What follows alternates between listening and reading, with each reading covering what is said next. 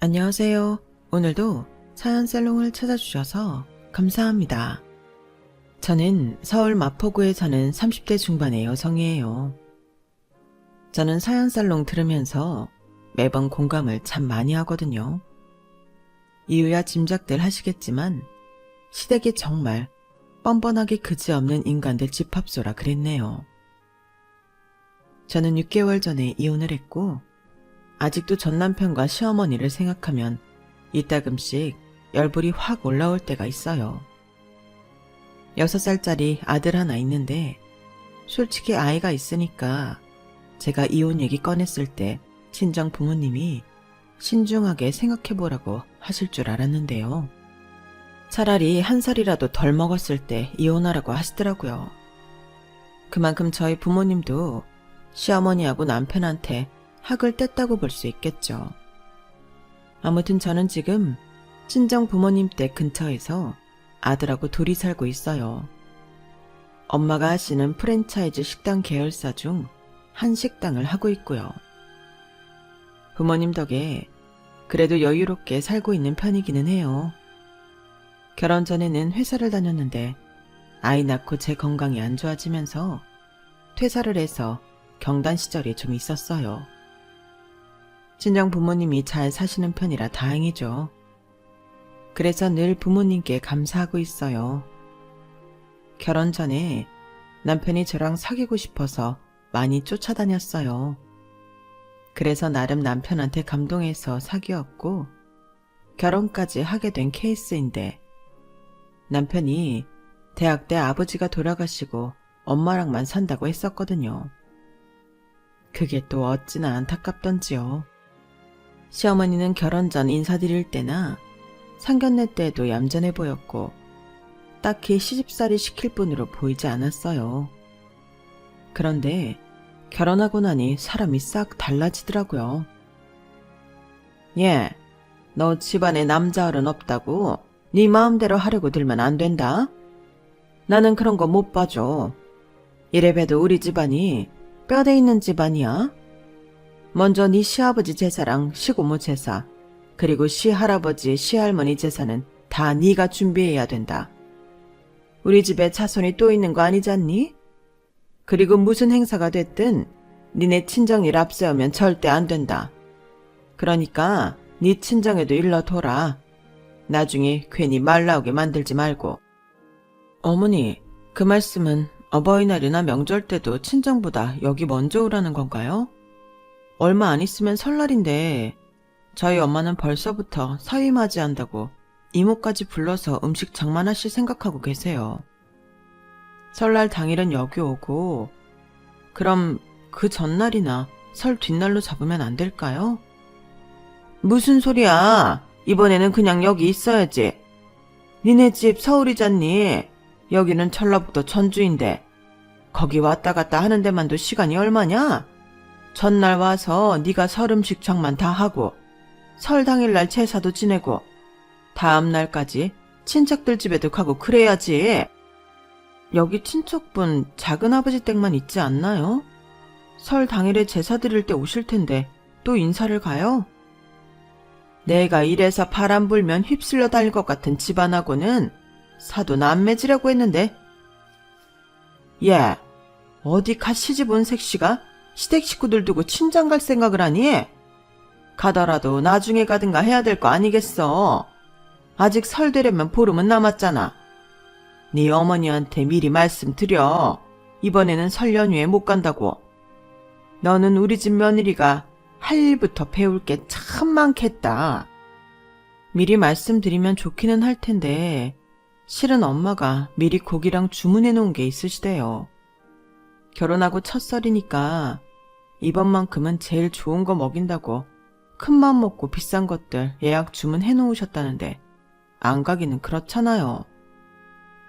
그러자 시어머니는 입술을 꿈틀거리더니 한참 만에 이렇게 말했어요. 아니 무슨 돈이 있다고 그렇게 비싼 걸 주문하셨다니? 뭐 내 아들 챙겨준다니 성의를 봐서라도 가긴 가야 하겠다마는 다음부터는 그러지 마시라고 해. 그냥 수준에 맞게 하시면 되지. 뭐하러 일은 저지르셔서 우리까지 부담스럽게 만들고 그러신다니?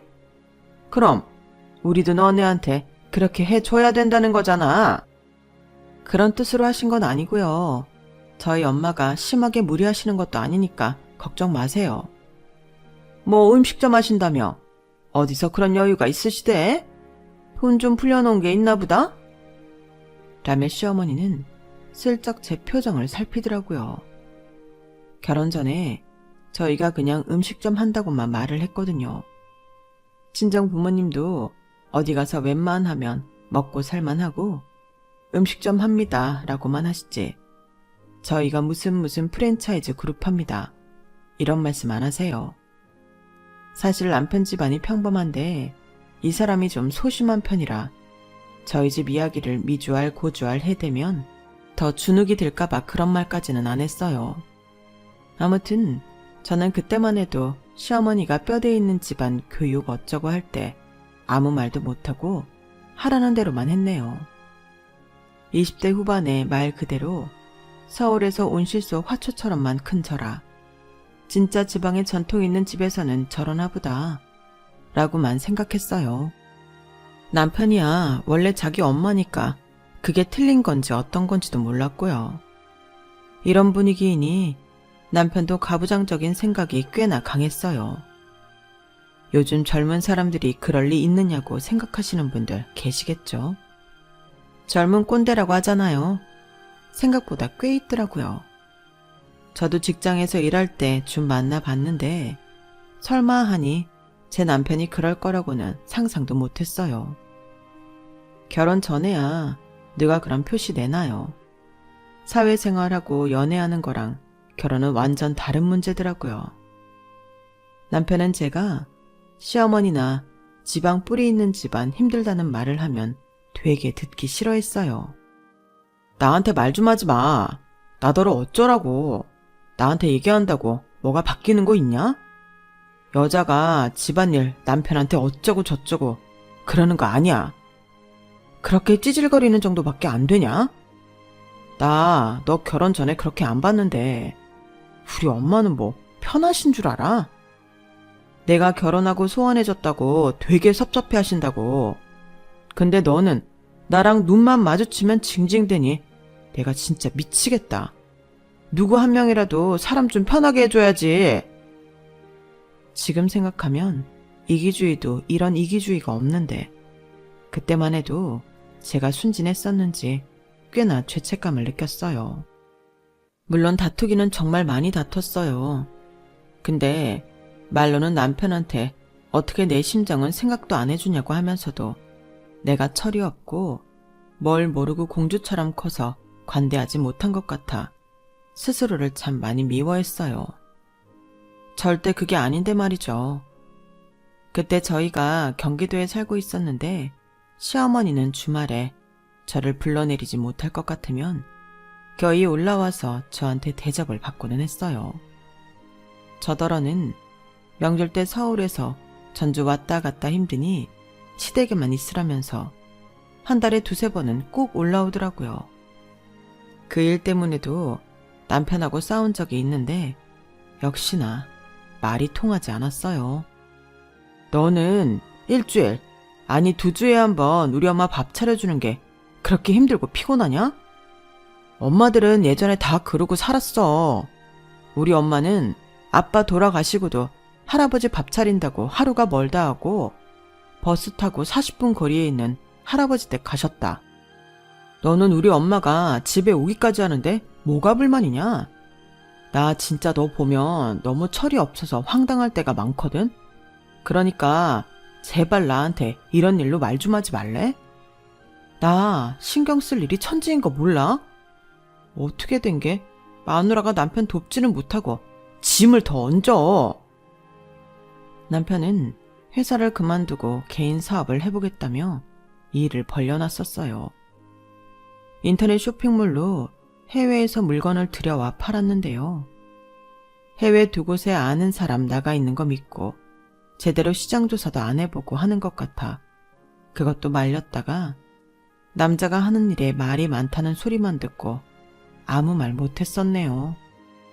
지금 생각하면 제가 왜 그러고 살았는지 모르겠어요. 결혼하고 2년 됐을 때고 곧 아이도 태어나니 저는 참는 수밖에 없다고 생각했었네요. 제가 결혼 전에 시어머니 되게 얌전해 보였다고 했죠. 그런데 엄마는 이미 그때 시어머니가 어느 정도 시집살이 시킬 걸 예상하고 있었다더군요. 시어머니가 이런 말을 했거든요. 워낙 따님을 곱게 키우셔서 참 보기가 좋아요. 저희 집안이 원래 유서 깊고 격식 차리는 게 많아서 그런 거 다 몸에 익히려면 제가 옆에서 일일이 얘기를 좀 해야 될 것 같네요. 우리 솜이 좀 철없어 보이는 데가 있죠. 근데 자기 일 똑부러지게 잘하고 웬만한 건 저한테 배웠어요. 그러니까 크게 걱정은 안 하셔도 될 거예요. 박서방도 저희 집 가품 같은 거 빨리 익히라고 독촉하지는 않겠습니다. 사돈께서도 솜이 예쁘게 봐주세요. 네, 말씀 잘 알아들었습니다. 저도 몰아치지는 않을게요. 친정엄마가 그렇게 말을 했어도 시어머니는 귓등으로 흘린 거죠. 그걸 저는 잘 몰랐던 거고요. 결혼하고 쭉 저는 시어머니랑 남편의 나쁜 점에 대해 별로 말을 하지 않았어요. 서로 간에 감정만 상하는 일이라고 생각했죠. 제가 이혼할 게 아니면 그냥 묻고 가는 게 최선인 것 같았어요. 그러다 제가 아이를 낳고 친정엄마 옆에서 몸조리를 하게 됐어요. 그때 친정 부모님이 남편하고 시어머니를 초대해서 식사 대접을 한 적이 있었거든요. 엄마가 하는 프랜차이즈는 중식, 일식, 한식 브랜드가 있고 다 고급 전문 식당이라 꽤 비쌌어요. 그날 처음 시어머니랑 남편은 친정집에 대해 제대로 알게 됐죠. 아니, 난 무슨 동네 음식점 하는 줄 알았더니 저게 다 뭐냐? 규모가 어마어마하구나. 너도 너고 사돈들도 참 왜 저런 걸 제대로 말 안 하는 거냐? 넌 왜 니네 집안 사업을 안 하고 다른 회사를 다니는 거야? 어차피 네가 물려받을 거 아니야? 그런 건 아직 모르겠어요. 원래 외할아버지가 일구신 거고 엄마는 워낙 사업가 기질이 있고 음식에도 조예가 깊으셔서 물려받으신 거예요. 그럼 네 동생이 물려받을 수도 있다는 거냐? 저도 소영이도 식당이나 음식에 대해 별로 흥미가 없어요. 어떻게 될지는 잘 모르겠네요. 하면 다 하게 되는 게 일이라는 거야. 흥미 같은 소리 하는 거 보니 니들 자매도 참 배가 불렀다. 아무튼 저게 바깥 사돈 사업도 아니고 안 사돈 사업이라니 부럽기는 하다. 같은 여자인데 누구는 저런 일하고 누구는 일하고 사는구나. 웬일로 시어머니가 제 앞에서 신세한탄을 다 하더군요. 저희 집만큼은 아니어도 시어머니도 돌아가신 시아버지가 남긴 아파트에 예금까지 있어서 고생 없이 친구들하고 여행도 다니면서 사시는데 뭘 저러나 싶더라고요. 저희 결혼 때 신혼집 얻을 때도 양쪽 집에서 반반씩 보태도 힘들지 않았는데 그 정도면 괜찮잖아요. 저희 엄마가 사업을 한다는 것 자체에 꽤나 마음을 쓰는 것 같더군요. 어쨌든 아이를 낳은 다음부터 저는 육아를 핑계로 전주까지 내려가는 일은 줄어들게 되었어요. 시어머니야 작은 집이며 자기 신변이며 이런저런 핑계로 저를 어떻게든 불러내리려고 애를 썼지만 저도 살다 보니 요령이라는 게 생기더라고요. 그래서 우리 아들한테는 미안하지만 아이를 내세워 안 가게 됐어요. 시어머니가 만나는 횟수가 전보다 굉장히 많이 줄어들면서 싫은 소리도 듣는 것이 많이 없어졌어요. 대신에 이제는 남편과의 일이 두드러지게 많아지기 시작했어요. 그도 그럴 것이 그놈의 사업을 한다고 돈 때문에 여러 번 사람 곤란하게 만들었거든요. 몇 년간이나 그랬네요. 제 신용으로 대출도 꽤 받았고 모아두었던 비상금 털어먹은 것도 한두 번이 아닌데 이제는 집까지 담보로 잡혀서 대출을 받았더라고요. 그것도 저 모르게 제 도장 가져가서요. 집이 공동명의라 혼자 결정해서는 안 될 일이었는데 지 마음대로 해버렸더라고요. 그것 때문에도 둘이 한참 싸웠었는데 또다시 돈 때문에 곤란해졌나 보더라고요. 민철씨, 이 정도면 그 사업 민철씨하고 안 맞는 거야. 그리고 이제 언제 어디서 구멍이 날지 대충 예상되지 않아? 그런데도 돈이 씨가 마르게 해놓고 또 돈 때문에 이럴 거야? 왜 사채를 쓰는데? 겉도 상의도 없이. 우리 이제 아이도 있어. 애 생각은 안 해? 그럼 네 친정에서 돈 좀 끌어와봐. 마누라 정신상태가 어떻게 생겨먹었으면 지 남편이 사업하는데 친정에 돈 얘기할 생각도 안 해? 너 말 다 했니? 어디서 친정 돈을 거들먹거려. 네가 여태까지 뭐 보여준 게 있어야 친정에 말을 해도 하지. 너 어디를 믿고 친정 부모님이 돈을 해주시겠니? 너는 너 자신을 좀 객관화해서 볼 필요가 있어. 우리 아빠처럼. 아빠는 자기 사업은 소질 없다고 엄마가 저런 일 하셔도 다니던 회사 끝까지 다니셨어. 야, 너 말 다 했어? 너라고? 너 나한테 너라고 했냐? 왜? 넌 나한테 야, 너 이러는데 나는 그러면 안 돼? 너랑 나 동갑이야. 그동안 내가 너 봐줘서 민철 씨라고 불러준 줄 알아. 이런 식으로 싸움이 늘어갔고 저는 이런 환경이 과연 아이한테 좋을지 참 많은 고민을 했어요. 이혼 생각이 굴뚝 같다가도 아이한테 아빠가 있는 게 더 낫지 않을까 싶어 참고 참으며 몇 년을 더 끌었네요. 남편은 결국 시아버지가 남기신 예금에까지 손을 댔어요. 저도 몰랐는데 시어머니한테 얘기해서 그 돈을 받아냈더라고요. 매달 용돈 드릴 때 이자랑 같이 나눠서 상환한다고요. 그걸 뭐 10년에 걸쳐서 갚기로 했다나요? 시어머니야 자기 아들이 급하다니까 그렇게라도 하라고 빌려줬나 보더라고요.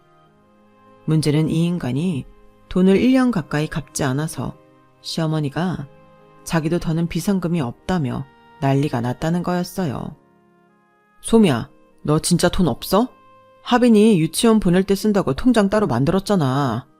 그 돈 좀 빼봐. 너 우리 엄마가 돈 없어서 깨지지하게 사는 게 좋아? 너 애 키운다고 회사 복직 안 하다가 사직서 내고 퇴직금 받았잖아. 그걸로 엄마 돈 얼마라도 갚자. 네가 일 안 하는 동안 내가 먹여 살렸잖아. 그 정도는 해야지. 야, 입은 삐뚤어졌어도 말은 똑바로 하랬는데 넌 입도 안 삐뚤어졌는데 말 같지도 않은 소리를 하니? 네가 언제 우리를 먹여 살려. 맨날 빚이나 졌지. 그래놓고 뭘 잘했다고 큰소리야. 네가 이 집 담보로 받든 대출 갚는 것만도 힘들어 지금. 내 퇴직금? 우리 그걸로 생활하고 있어. 그럼 장모님한테 말씀 좀 드려봐. 장모님 어려우면 장인어른이라도. 장인어른 너나 처제 되게 예뻐하시잖아. 진짜 딸들이라면 없는 거라도 팔아서 해주시는 양반인데 돈 한 2억 못 해주시겠어? 그 2억 널 뭘 보고 해주는데. 넌 2억이 장난이니? 그럼 한 7천만 원쯤 안 되겠냐? 일단 엄마 5천쯤 줘서 숨 좀 돌리게 하고 나는 2천으로 어떻게 좀 해볼게. 정말 한심해도 어떻게 저렇게까지 한심하나 싶더라고요.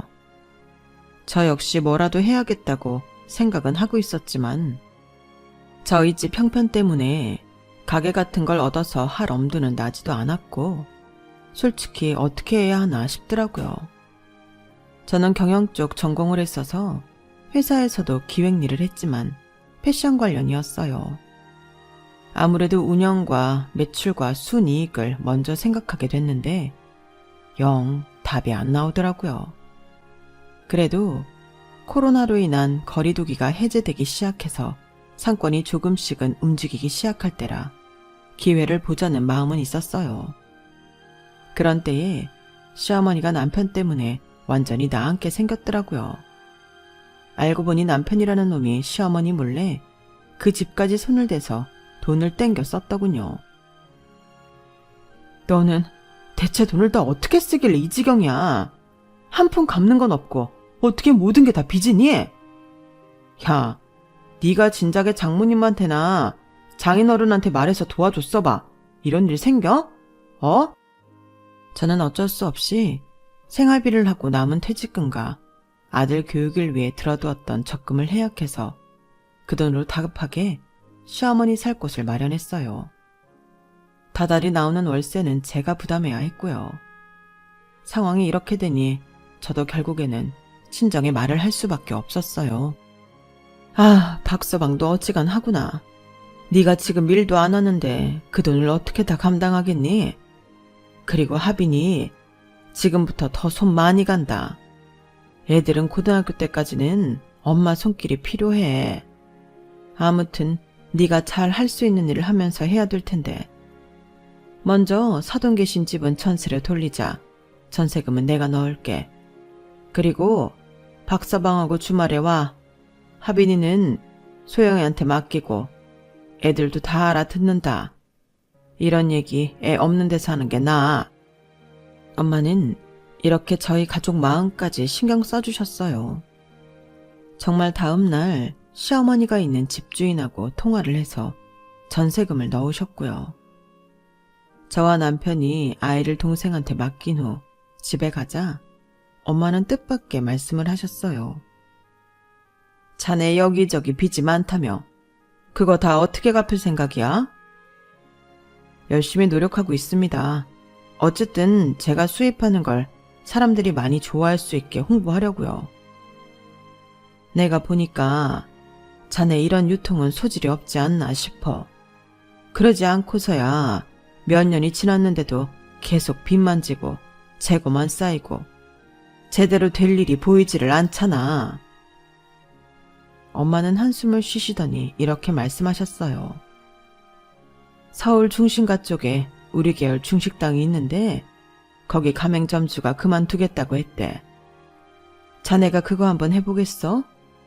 시작하기 전에 먼저 우리 본사에서 교육은 받아야 돼.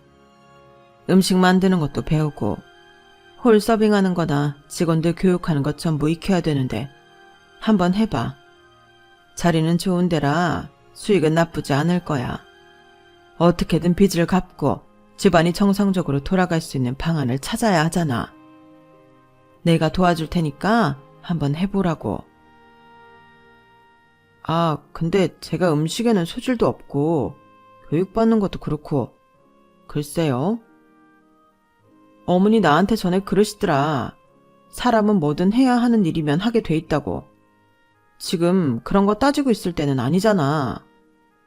근데 장모님, 그 점주는 왜 그만두는 건가요? 장사가 안 돼서 그러는 거 아니에요? 그건 아니야. 미국에 사는 딸이 계속 와서 같이 살자고 했다나 봐. 그동안은 일할 수 있을 때까지 한다고 안 갔는데 이 사람이 몸이 좀 아프기 시작하니까 딸 옆에 가고 싶은 마음이 생겼대. 그렇다는데 뭐 별 수 있어? 우리도 그 자리 빼기 아까워. 그래서 자네가 들어서서 해보라는 거야. 지금 있는 직원들이고 주방이고 다들 노련하니까 많이 힘들지는 않을 거야. 엄마가 설명을 하자 남편은 그제야 얼굴이 활짝 펴서 넙죽 절까지 했어요. 장모님, 정말 감사합니다. 그런 좋은 자리를 저한테 주시고 정말 감사합니다. 제가 이 은혜 평생 잊지 않고 살겠습니다. 그렇게 엄마 아빠 앞에서 연신 고맙다며 좋아하는 남편을 보니 솔직히 한숨이 나왔어요. 그동안 이 인간이 했던 걸 보면 도와주고 싶지 않기는 했어요. 시어머니도 그렇고요. 친정 부모님이야 제가 고생하는 것도 보기 딱 하고 시어머니가 월세 사는 게 안 됐으니 도와주신 거였죠. 또 그 월세까지 제가 감당해야 했으니까요. 시어머니도 저희 엄마가 사는 집을 전세로 돌려주신 걸 알고는 엄청 좋아하더라고요. 아우, 이래서 잘 사는 사돈 만나라고 하는가 보네. 내가 덕을 본다. 우리 형욱이도 그렇고 잘 됐다 얘. 그런데 고맙다는 말을 한마디 안 하는 거 있죠. 어찌나 얄밉던지 진짜 이런 걸 왜 도와주나 싶어 분통이 터질 뻔했어요. 남편은 본사에 가서 교육을 받기 시작했어요. 그런데 회사에서 말하기를 남편이 정말 못 배우더래요. 솔직히 점주 맡기기 불안할 정도라고 했어요. 엄마는 고심 끝에 중식당이 아닌 용산 쪽에 아예 가게를 새로 내주시기로 했어요. 한식당으로요. 그러면서 저한테 이렇게 말씀하셨어요. 잘 들어. 박서방은 거기 일단 매니저로 일할 거야. 그건 박서방도 동의했어. 점주는 너야. 알겠어? 그 용산 건물 너랑 소영이 공동명의로 해놓은 거야. 이런 거는 일단 얘기하지 마. 가만 보니까 박서방이 생각보다 자존심이 굉장히 세더구나. 직원들이 그러는데 자기가 내 사위랍시고 좀 거드름을 폈나 보더라. 권위적이라는 말들을 해. 그래서 매니저에서 잘 되면 가게 새로 내주겠다고 하고 일 시작하기로 했으니까 너는 아무 말 말고 그냥 있어. 네가 점주에다 건물이 너랑 소영이 거라는 걸 알면 또 어떨지 모르니까. 알았지? 저는 엄마한테서 한식당에 대한 매뉴얼과 음식 교육을 단단히 받았어요. 물론 실질적인 건 밑에 담당 직원이 했지만 매번 와서 엄마가 체크하셨어요. 직원들 교육하는 것까지도요. 그리고 매니저를 한 명 더 둬서 남편한테는 그 사람이 점주인 걸로 소개했어요. 나 근데 이렇게까지 해서 그 사람 엄마 식당 일 시켜야 하나 모르겠어. 정말 그동안 한 짓 생각하면. 나라고 뭐 좋니? 네 남편이고 우리 하빈이 아빠이고 내 사위니까 그렇지. 어쨌든 사람 구실은 하게 만들어 놔야 될 거 아니야. 사부인은 대체 어떻게 교육을 했길래? 아니다. 뭐 자식이 다 부모 마음대로 되는 거 아닌데 이런 말 하는 거 아니지. 아무튼 이런 여러 사정을 거쳐 가게는 오픈을 했고 남편은 자기가 매니저라며 저한테도 꽤나 거들먹거리더라고요. 매니저 되려면 얼마나 교육을 받아야 되는지를 아느냐고 하면서요. 가소로웠지만 저는 아무 말도 하지 않았어요. 처음 오픈하고 엄마는 상황도 자주 보러 오셨고 모임도 몇 번 저희 식당에서 하셨어요. 그렇게 자연스럽게 홍보를 하는 거였죠. 동생까지도 자기 인맥 동원해서 저희 가게 매상 많이 올려줬고요. 아무튼 여러 사람의 노력 끝에 식당은 생각보다 빨리 자리를 잡았고 매출도 어느 정도 이상 나오기 시작했어요. 저나 친정 부모님도 한시름 놓았고 남편하고 시어머니는 아주 좋아 죽더라고요. 그렇게 1년 가까이 되어가니 가게는 그 주변에서 맛집으로 소문이 나고 남편도 제법 일을 잘하게 되었어요. 그때부터 남편이 엄마한테 자기 점주 시켜달라고 조르더라고요. 장모님, 제가 이제 일 진짜 잘하거든요. 중식은 음식 퀄리티 내는 게 어려워서 그랬는데 한식은 좀 되네요. 제가?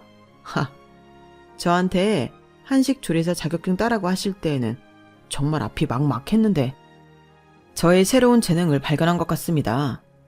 그래서 말인데 제가 잘하면 점주로 가게 따로 내주신다고 했던 말씀 기억하세요? 기억하지. 그래, 자네 일 잘하고 있는 거 나도 다 들었어. 한번 보자고. 우리 좀 매출 안 좋은 데는 정리를 하고 자리 좋은 데 다시 알아보고 있으니까 그 중에 하나 해보도록 하지. 감사합니다. 제가 정말 잘할 수 있거든요. 걱정 안 끼치겠습니다. 엄마는 남편이 그래도 좀 변했나 보다라며 마음을 놓으시는 것 같았어요. 이제 엄마가 남편을 믿나 보다 했는데 저한테 이러시더라고요. 박서방 지금부터 어떻게 하는지 잘 지켜봐. 내가 김상훈 매니저한테도 잘 지켜보라고는 했어. 너는 식당 들린 척하고 열심히 하는지 봤다가 나한테 얘기해줘. 이게 사람이 원하는 걸 갖게 되면 마음이 달라질 수도 있어서 그래. 엄마는 정말 철저하신 분이라는 걸 그때 새삼 깨달았어요. 그런데 남편도 그렇고 시어머니도 그렇고 이 모자가 얼마나 황당했는 줄 아세요? 남편이 가게 점주되게 생겼으니 시어머니 사는 집을 옮겨달라는 거였어요. 아직 내가 엄마 적당한 집 마련해줄 돈이 없잖아. 그러니까 우리 엄마 집 이번까지만 장모님이 좀 해주실 수 없을까? 안 그래도 며칠 전 시어머니가 저한테 똑같은 말을 해서 황당해하고 있었거든요. 자기가 사는 집이 작다며 이래가지고 그런 큰 사업하는 저희 집 사돈이라는 게 부끄럽지 않겠냐고요. 이거는 저희 집에도 안 좋다나요? 아주 되게 생각해주는 척 하더군요. 그래서 제가 아무 말 안 했더니 둘이서 저를 둘러싸고 앉아서는 남편이 저런 말을 하는 거였어요. 저는 일부러 시어머니 찔레라고 이렇게 말했어요. 아니, 우리 엄마가 은행이니? ATM기야? 엄마가 지금까지 해준 게 얼만데 그래. 그리고 그 집 전세 얼마인 줄이나 알고 그런 소리 해. 그리고 우리 집은 사는 곳 같고 누구 부끄러워하거나 자존심 세우지 않으니까 그런 걱정하지 마. 아무리 그래도 말을 그렇게 하냐. 집을 좀 옮겨줄 수도 있는 거지. 정 그러면 당신이 대출받아서 옮겨드려. 그러면 되잖아. 당신 빚 정리하고 있는 거 다 알아. 근데 나 몰래 집 담보받아 쓴 대출은 내가 계속 갖고 있잖아. 그러니까 어머니 새 집은 당신이 알아서 해. 그러자 시어머니가 세모로 눈을 뜨고는 저한테 이러는 거였어요. 너 아주 웃긴다. 니네 친정에서 우리 좀 도와줬다 이거냐? 은행이니 뭐? ATM? 그건 또 뭐냐? 아주 별소리를 다 듣겠구나. 내가 며느리한테 이런 대접이나 받아야 된다니 진짜 기막히다. 아무리 니네 친정에서 도와줬다고 한들 우리 아들이 일 잘하지 않았으면 그 식당 그렇게 잘 됐겠어? 실질적으로 일하는 건 우리 아들인데 점주가 뭐 한 게 있다고? 이건 순전히 우리 형욱이 공이지. 니네 친정이 잘한 거 하나 없다. 그걸 알아야지. 정말 기가 막힌 걸 지나 분노가 치솟았어요. 두 사람은 아주 단단히 착각 속에 빠져 있었어요. 저는 남편하고 대판 싸웠어요. 그런데 며칠 안 가서 남편이 더 황당한 일을 저질렀는데요. 그 빚 갚는 중에 자기 시계를 사지 않았겠어요? 롤렉스에서요. 게다가 시어머니한테는 티파니에서 다이아 목걸이까지 사줬더라고요. 대체 이게 뭐하는 짓인지 황당하기 그지없었어요. 너 하빈이한테 장난감 하나 제대로 된 거 사줘본 적 있어? 얘 읽을 책을 사본 적 있어. 너 아직 빚 갖고 있어. 다른 사람들 같으면 자기 인생 살려준 사람한테 고마워서라도 뭐 먼저 하나 해드렸을 거야. 그런데 어쩌면 우리 집에는 자기들 요구할 것만 하고 롤렉스를 사? 티파니를 사? 네가 나는 모조 액세서리라도 사줘본 적 있니? 솔직히 말해서 저 결혼해서 남편한테 선물 하나 받아본 적 없었어요. 심지어 아들 태어났을 때도요. 그러니 제가 화가 안 나겠어요? 저 말을 할 때 시어머니도 옆에 있었거든요. 제가 남편한테 너라고 했다고, 그리고 자기들이 여태 좋은 거 못 가져보다가 하나 산 거 가지고 그런다며 저한테 막말을 하더라고요. 내가 너 같은 걸 여태까지 며느리로 두고 살았다니 내 참 가짜나서. 너 뭔데 우리 아들한테 눈 동그랗게 뜨고 대드는 거야. 이래서 사람은 없이 살아도 배운 게 있는 사람하고 상대해야 되는 건데. 아, 상스러워. 지금 말 다 하셨어요? 누가 상스러워요? 지금 이게 어려울 때 도와준 집에 대고 할 소리예요? 아, 그놈의 도와줬다는 소리 지겨워 죽겠네. 야, 그래, 니네 잘났다. 우리가 그 점주될 가게 받기만 해. 다른 사람한테 확 권리금 받고 넘겨서 그 돈으로 편히 살 거다. 벌써 형욱이랑 다 얘기했어. 우리가 뭐 천년만전 남한테 밥이나 해주는 일할 줄 알았어? 우리도 다 계획이 있다 이거야. 그러니까 너 정신 차려. 너 잘못하면 우리 형욱이한테 이혼당하는 수가 있어. 지금 이혼이라고 하셨어요? 그래요, 어머니? 너 자꾸 니네 친정이 얼마 해준 줄 아느냐 그딴 말하는데 우리는 쓸만한 돈 쓴 거다. 우리 지방 유서 깊은 집안하고 사돈 맺었으니 집안의 품격이 올라가지 않았겠어? 그거 돈 주고도 못 사는 거야. 그리고 내가 너같이 마음도 좁고 뭐 하나 제대로 할 줄 모르는 애를 며느리로 두고 지금까지 가르치며 살았는데 그 돈 못 받겠니? 너 자꾸 돈 거리지 마. 세상이 다 돈으로 뭐든 되는 줄 알아? 그러니까 너 조심해. 우리 가게 받고 나서 팔면 너랑 형욱이 이혼시키는 거 진짜 알아볼 거야. 시어머니가 아주 선을 넘는 말을 거침없이 해대자 슬슬 남편도 제 눈치를 보며 자기 엄마를 말리려 들었어요. 하지만 시어머니는 아랑곳하지 않았어요. 저는 그 순간 내가 여태 뭘 붙잡고 산 건가?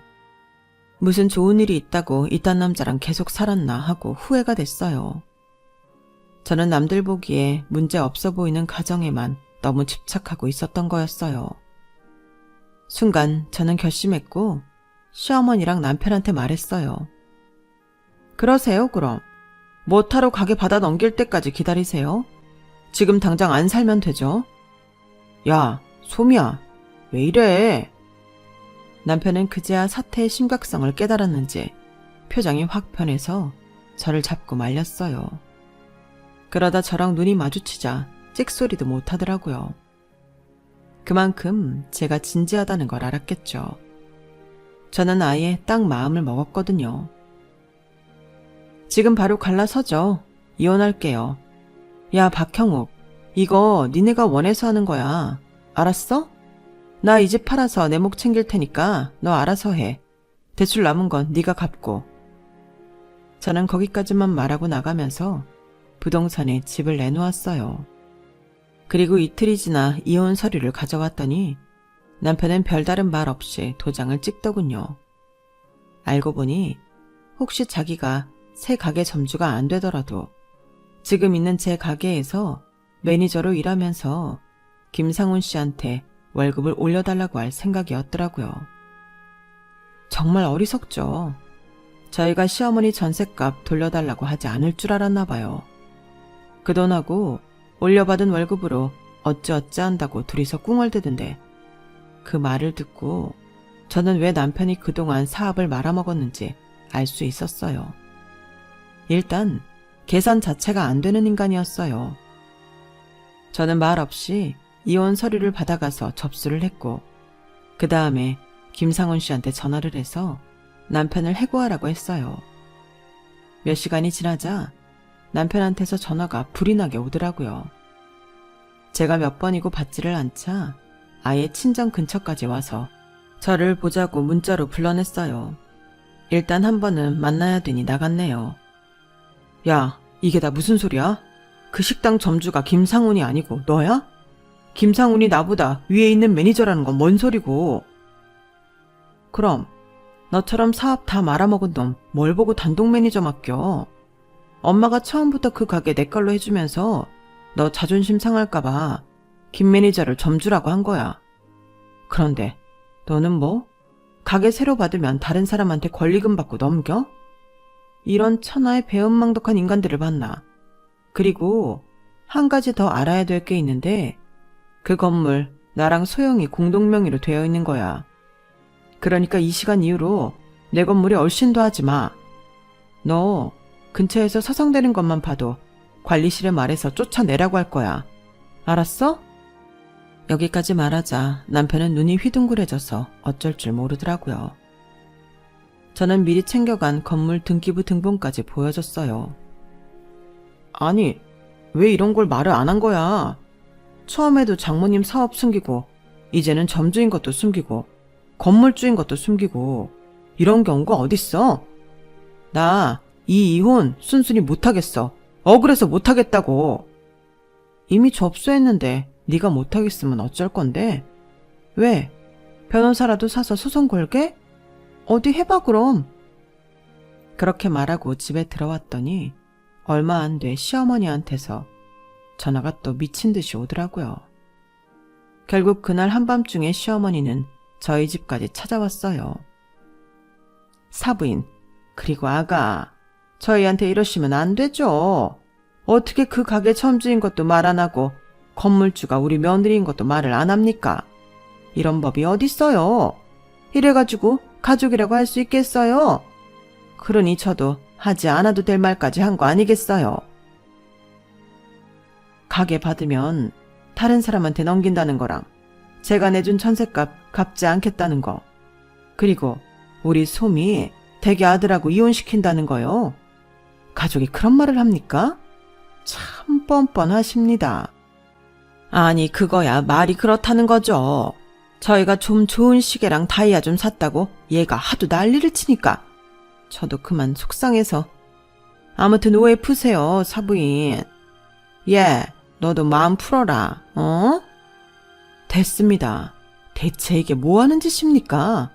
어떻게 빚 갚을 게 한참 남았고 집 담보대출은 아내가 갖고 있는데 자기네들끼리 사치품을 사요. 저 이 이혼 찬성했습니다. 우리 남편도요. 그러니까 더 이상 사돈사돈 하지 말고 돌아가세요. 엄마 말씀 들으셨죠? 이제 저희 아무 사이 아니에요. 그러니까 그만 가세요. 아우 얘 너무 그러지 말고 일단 진정을 좀 해봐. 너 이런 애 아니잖니? 이런 애가 어떤 앤데요? 그동안은 제가 멍청해서 아줌마가 하는 말도 안 되는 소리 참고 살았던 거예요. 아줌마 아들까지 참아가면서요. 우리 하빈이한테 이런 아빠랑 할머니 없는 게 나아요. 그리고 저희 전세 뺄 거니까 그렇게 하세요. 시어머니는 얼굴이 새하얗게 질려서 계속 잘못했다 죄송하다 싹싹 빌었지만 아무 소용 없었어요. 이미 저희는 그 집안이 신물날 정도로 지겨웠으니까요. 그렇게 다시 빈털터리가 된 남편과 시어머니는 한바탕 싸우고 난리도 아니었다고 하네요. 결국 저는 뜻대로 이혼을 했고 남편과 시어머니는 전주에 있는 작은 집에서 하는 가게일 도우며 어렵게 살고 있다는 말을 들었어요. 저는 그 사람들은 고생 좀 해봐야 된다고 생각해요. 희한한 건 우리 아들이 아빠를 찾지 않는다는 거예요. 친정 가까운 데에 살면서 아빠랑 동생 가족하고 더 재미있게 놀아서인지 아이도 훨씬 밝아졌지 뭐예요. 남편은 자기 친아들인데도 단 한 번 보러 올 생각을 하지 않네요. 자기 처지가 창피해서 그런 건지 모르겠지만 원래 같이 살 때도 아들한테 애틋하거나 그러지 않았어요. 어쩌면 제가 알던 것보다 더 자기만 아는 사람들일지도 모르겠네요. 저는 앞에서도 말씀드렸듯이 그 식당 운영하며 친정도움으로 잘 살고 있어요. 지금은 그저 우리 아들 잘 키우는 거, 그거 하나만이 제 인생의 목표예요. 부모님께 효도는 물론 하는 거고요. 제 이야기는 여기까지예요. 끝까지 들어주셔서 다들 감사드리고요. 매일 더 많이 행복해지시길 바랄게요. 저한테도 응원 주세요. 여러분, 사연 댓글에 응원과 현명한 조언 부탁드려요. 좋아요와 구독은 저에게 큰 힘이 됩니다. 오늘도 좋은 일 가득하세요.